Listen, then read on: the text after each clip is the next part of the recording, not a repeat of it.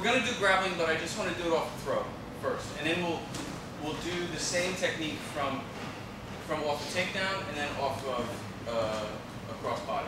Okay, just so you can see the subtle differences. You do back trip into arm bar, but I'm going to do it step by step. All right, so we're not going to practice throws. He's just going to let me throw him.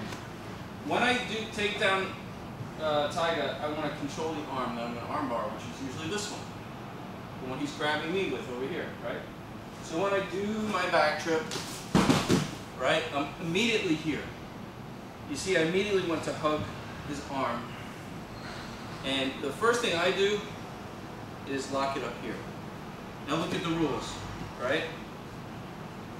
That's a gap, no gap, right?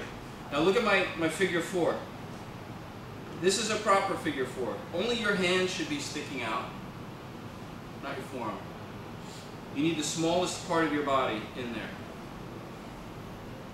Not all the way down here, unless it's a wrist lock legal kind of thing, but for now we're just not going to do that. High up so I can grab my own wrist and kind of surround the arm, right? This is no gaps, there's no little holes in between my grips. But here, which a lot of people do, look, you see all the holes? That's what you want to minimize. He can wiggle around. So we're going here, up higher, here. My wrist, not my bicep. Hug it tight. Until I'm ready to finish the arm bar, I'm constantly hugging. Anytime I make a separation, chest to arm, that's breaking a rule, right? Breaking the no gaps rule. Body versus limb. If I'm out here, it's his arm versus my arms. This is my body versus his arm. From here, common wisdom is to step over. Not bad, but you could be better. This breaks a rule. It creates space. Gives him room to move his head. Sorry. So from here, you simply slide down his face, right?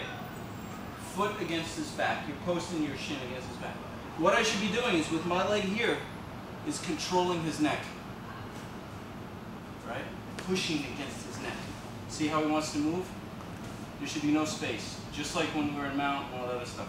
Still holding this tight. Once I have my knee over, don't break that connection. This, I'll do it wrong first. And a lot of people do it this way. Boom. They keep that space. Okay? They make that space. Once you have the knee down by his face, you pivot. Keep your thigh connected to his face. Look. Keep it connected, slide it over. So I sit out and it's already over. I don't extend the arm until I decide how I'm going to do the arm bar, which is either this way or this way. But I have to decide first. Don't do this and then decide, oh, creating space. Okay? The other thing about keeping the figure four, we see this a lot. Guys just sit right back into the arm bar, right? Go like this. And they sit too far away. Because they're rushing. You keep this and it pulls him into your legs. It pulls him, watch. Watch him move backwards. See? Pulled him in. I know I have this into my groin, this shoulder, where it should be. Then I squeeze immediately with this. When I decide I'm ready to finish the arm bar, then I change my grip. Don't sit back. No gaps. Body versus limb. Right? My body versus limb. So one more time. You'll just do it off the back trip now, and then we'll practice it again off the cross body. Different angle. Right? Big step. Throw. Boom! Land. Figure four immediately. Right? Knee down immediately. Pivot. So I always keep that connection here. Squeeze. If I'm going to do 2 legs over, don't go like this. That creates space. Squeeze and slide your leg over. Boom.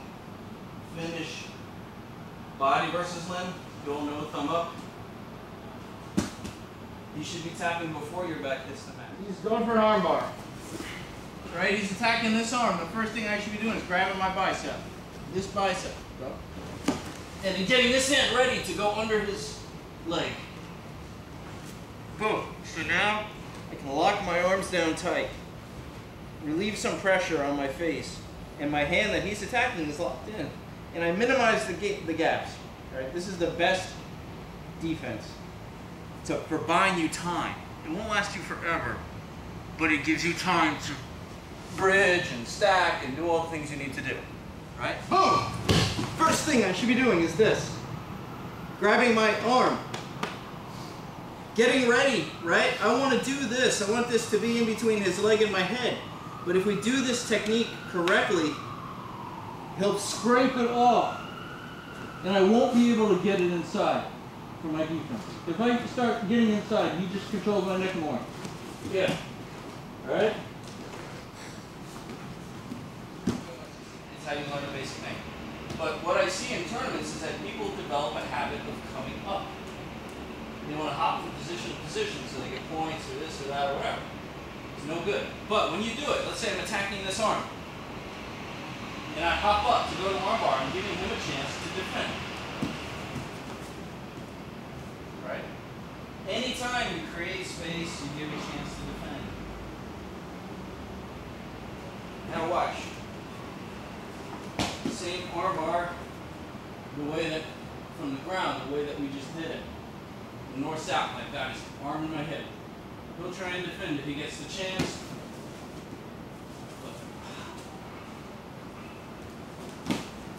See? Next to his face. Now we're back to the same position. Alright? You keep that connection tight. Keep it tight. Slow and tight, fast and tight. The speed is up to you. Start slow and tight. But the goal is not to go step by step, right? The goal is, I'll throw you back trip, is to throw, get the arm, boom, and finish. Boom. Constant motion right through. We practice it step by step, but in the end, you want to do it in one motion. Drop, you don't drop the knee to his head and sit there. You drop it there on the way to the floor, which is on the way to this. Hug this arm tight to your chest, tight. I want to get him on his side. It's easier for him to defend on his back. So I control him. So from here, when I go to cross body, remember, his arm becomes mine, no gaps. So when I go to cross body, I drive him, see, onto his side, into that position. So now I'm not just going from here to here nicely and leaving his arm there. Hugging his arm, bringing him onto his side, and immediately kind of bypassing the cross body, going right to north-south or the kneeling over the head. So from here, hold him, go right to here. Like that. Look, even if he's trying to defend, look, I'll open the rib, fart like I just did, biological weapon, fart in his face, boom! You're here. Connect it to your chest. See? That starts to hurt him. Squeeze. You can do shoulder lock from here if you wanted to. But he's resisting. Pivot. Boom. Like that. If he has this, when you bring your other leg over, where does he go? On top of his arm. You can't hold that grip anymore. If I go here, I pull on his arm. See? They move together. This is what he needs. He needs that to keep this grip. Move, move. So, if I ended up here,